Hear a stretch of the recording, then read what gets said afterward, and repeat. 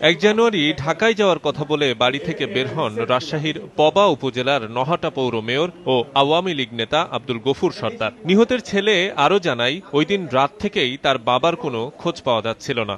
এরপর ঘটনার 16 দিন পর শেষবারের মতো মুঠোফোনের খুদে বার্তায় যোগাযোগ করতে পারে সে।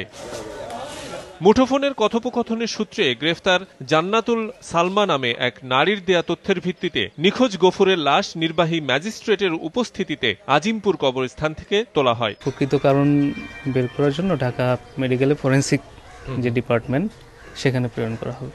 আওয়ামী লীগ নেতা গফুরের রাজনৈতিক কোনো প্রতিপক্ষ ছিল না বলে দাবি করেছেন স্থানীয় সংসদ।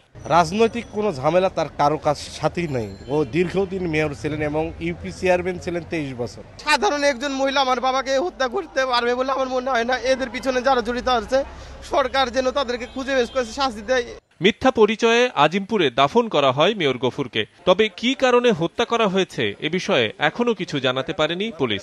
মেয়র স্যার পরিচয় জানতো, পরে দাদা পরিচয় জানতো, পরে তাদের ভেতরে একটা সম্পর্ক গড়ে ওঠে বলে সে স্বীকার করছে।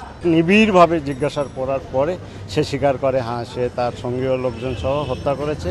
ময়নাতদন্ত শেষে গফুরের লাশ নহাটা গ্রামের বাড়িতে নিয়ে যাওয়া হবে বলে জানিয়েছে তার পরিবার। শফিক মোহাম্মদ, সময় সংবাদ, ঢাকা।